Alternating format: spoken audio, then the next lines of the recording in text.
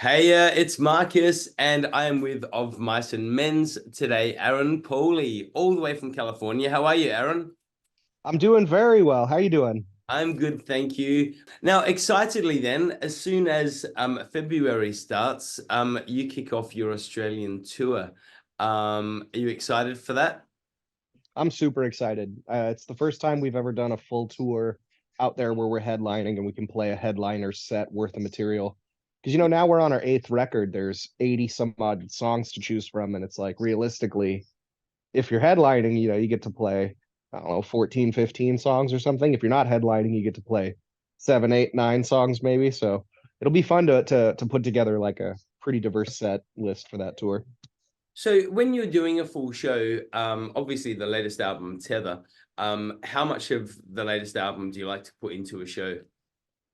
On this last run, we did three songs, no, four songs from the album. Yeah. So ideally, I'd like to play them all at some point. Yeah, I think that's my favorite album to date so far. that's a cool Which I album. think if you ask most bands, I think they'd say that their most recent one's their favorite. But I'd really like to play all those songs live. Well, let's ask you that actually. That's one of my questions. Not including the latest album, what's one of your albums that really stick out for you that really resonates as one of your proudest moments? Probably Echo, the one that came before, because we entirely self-produced that record um over COVID, just working remotely and then also streaming it on Twitch while we were doing it. So and I think that a lot of that material is sort of the genesis for a lot of the tether material and so on. I think we really sort of had a refocusing moment where we kind of really honed in on what we wanted to try and accomplish with releasing songs and albums and stuff. And I think we were able to hit the target on Echo, but I think Tether, was as much of the bullseye I think as we could have hit for ourselves and what we wanted to make. So we're all super happy with that one. Well, you've received, plenty of awards. There's gold records, obviously. So, clearly doing something right. Yeah, and I mean it's really that kind of stuff's kind of, at least for me, I think more a testament to the fact that there are a lot of people out in the world who let music mean something to them on a deeper level, and they connect with artists who, and I would include us in this, but artists who really sort of seek that dialogic connection through songs rather than just releasing something to entertain you. It's like we kind of, music is the universal language and language is for communication. And so for us, that's something that we really, really enjoy. So it's going to be nice to sort of pick up that conversation in a live sense when we get down to Oz in February. I'm stoked. So when Aaron Pauley gets home from Europe after doing some gigs, sits home in his Californian home, what does he listen to unwind? Oh man, I've really been on an Aurora kick, the artist Aurora. Yep. Um, I've been listening to the newest Aesop rock. I have, I think, a pretty eclectic music taste. I think I tend to most of what I listen to is not metal. Yeah. You know, and I don't know why that is. Maybe it has to do with with age, or just the older I get, the less I like things that I feel like I've heard before. So I like really, I don't know, things that excite me. Yeah. So in regards to Of Mice and Men, who do you guys look to when you're doing your writing, for inspiration? Who really inspires Uh, as a band? I would say that each one of the four of us probably has a different list. Yep. Um, and we all sort of bring that to the table because we work on music very collaboratively. Sometimes ideas will spawn and sort of be in a first stage or a beta stage, and we'll throw them in Dropbox and whatnot. But generally speaking, we go through the Dropbox, we find out sort of what cites everybody, and that's sort of the Venn diagram of like what we hone in on. Um, Man, there's so many, a lot of stuff going back to from like singer songwriter stuff in the 60s and 70s, like for me, Simon and Garfunkel and Jim Croce and Cat Stevens, and artists who like to paint sort of illustrious pictures in their music. And then um I know that Tino's a big Sade fan and Michael Jackson fan, and I think a lot of that shows in his drumming and whatnot. Um, and it sort of spans everything. And then you have the artists that are sort of like when we were in middle school, high school, finding it, bands like Slipknot or bands like Papa Roach or Linkin Park. Yeah. Um, and then there's a lot of modern stuff, like there's bands like Mood Ring and bands like Thornhill, um, bands like Northlane or Silent Planet. There's a lot of really good new metalcore that's sort of um, taking what I like to call kind of like a Hans Zimmer approach, where a lot of the mood is created by sound design, and then the band sort of fits themselves into the vibe that they've created from that, which is something I think that we definitely experimented with a lot on Echo and then further on Tether. But yeah, it sort of just ranges the gambit. Yeah. And depends on the day as well, I guess. Different albums, different inspiration, different day. 100%. Now you dropped a couple of the names before, but I mean, obviously getting to a point. Well, you guys formed in about 2009, 2010. You came along in 2012, obviously replacing Austin Carlisle. But being able to, well, obviously the gold records and all the other awards, etc. But touring with the likes of Metallica, Linkin Park, and Slipknot, who are the guys that you were looking up to when you were younger. Was that kind of a pinch me moment? It was, and then it was sort of it's an honor just to be a thread in the tapestry that's always being created. And now we're sort of getting to the age where on our last headliner, we had two younger bands who said that for us, we were a band that they looked up to that got them into it. And so to sort of, um, it's interesting sort of like to see yourself as that young act, and I can see people in the audience that remind me of myself. Yeah. And I know that I was out there and I'm still out there. I'm always out there, you know. And that's sort of the connection. So it's definitely an honor to be part of, yeah, just the greater tapestry of live music. You go out and experience live music? Do you go and see bands yourself? Oh yeah. Yeah. What's the latest one you went to see? Well, I've been on tour for 2 months, so I'm trying to think. I think me and my lady went and saw a band called Bob Moses. We saw at the Hollywood Bowl. Okay, yeah, cool. No, maybe it was the Greek Theater.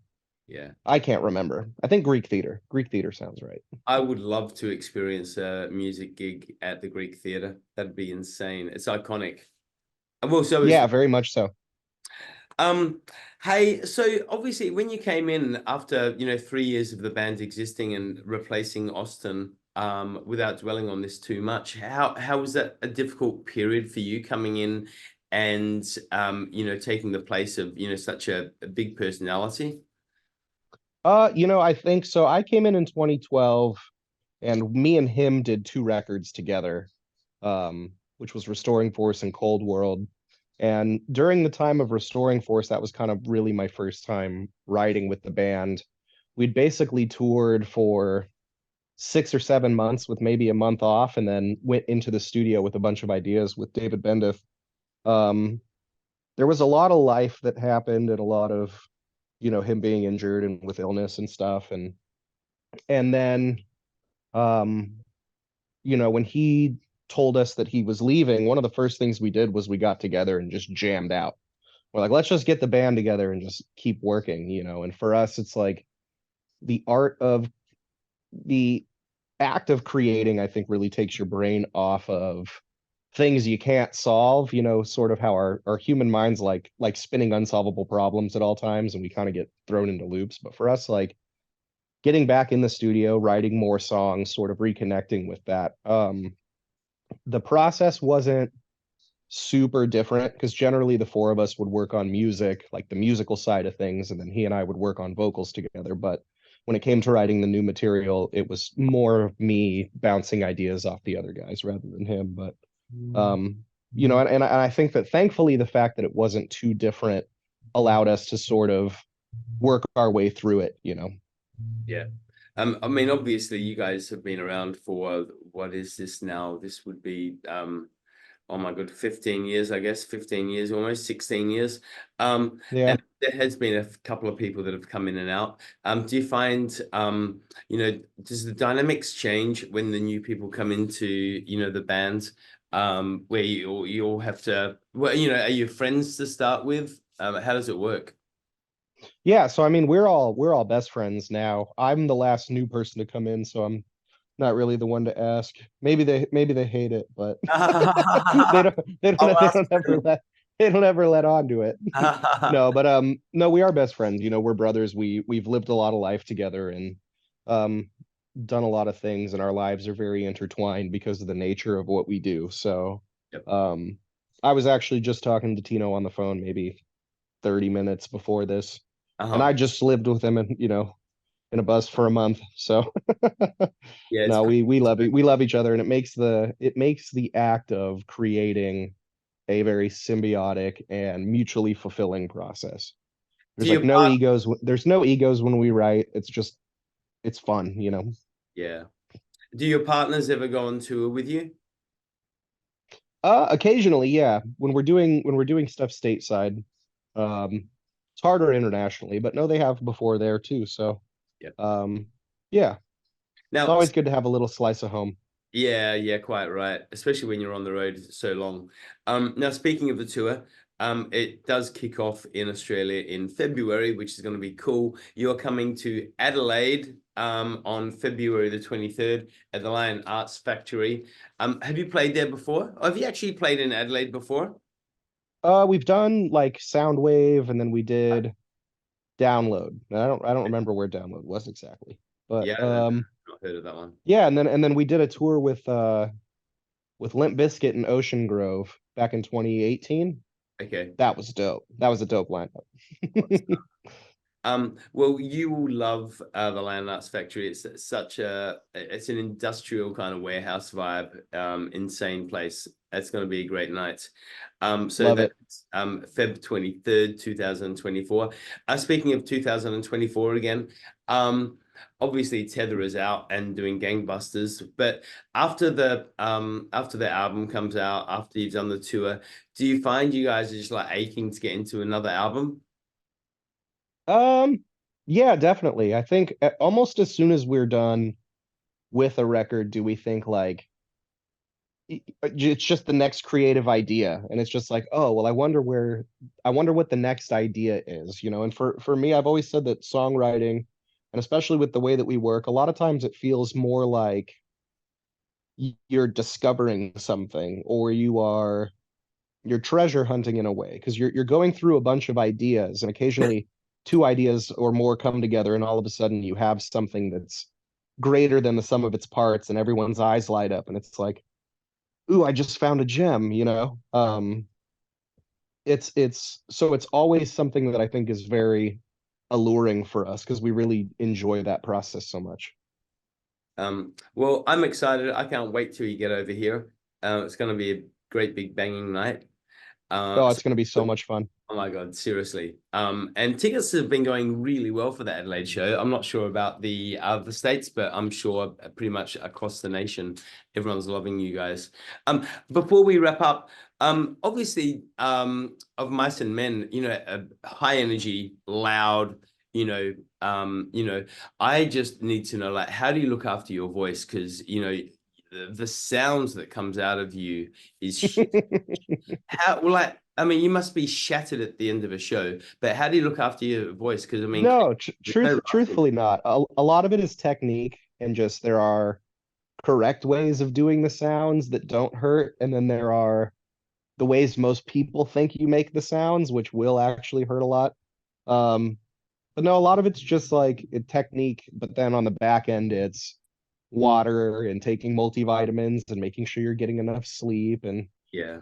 keeping off the weed, and the, and just general maintenance. I do have to watch what I eat a lot. I love food. It's one of my favorite things.